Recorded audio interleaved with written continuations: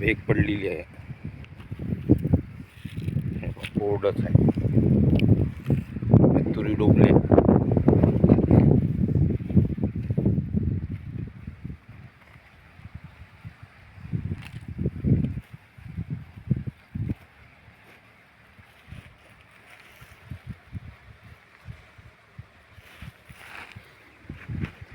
तुरीचं बियाणं आणि हे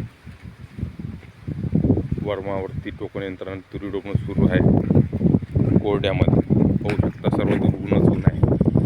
आणि आपण पावसाचा अंदाज सांगा. शेतकऱ्याची दिशाभूल करू नका. गांजा पिऊ नका. जगाच्या पोशिंद्यासोबत खेळ करू नका. पाहू शकता तुरीवर